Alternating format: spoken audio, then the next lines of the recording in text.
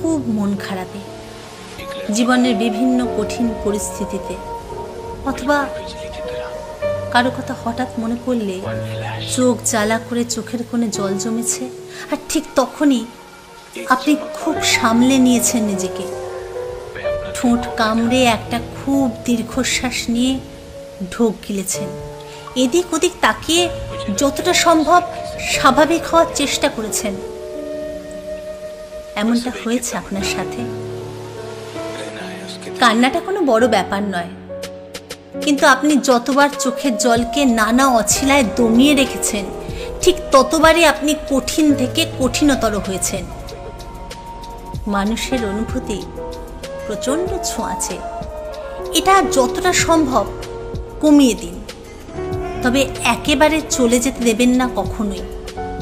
ধীরে ধীরে আপনি পাথর হয়ে যেতেই পারেন, কিন্তু পরবর্তীতে যে বা যারা আপনার সংস্পর্শে আসবে, একটা কাচের মতো হৃদয় নিয়ে আসবে, তাদের চুরমার করে দেওয়ার ঠেকা তো আপনার নয়, তাই না?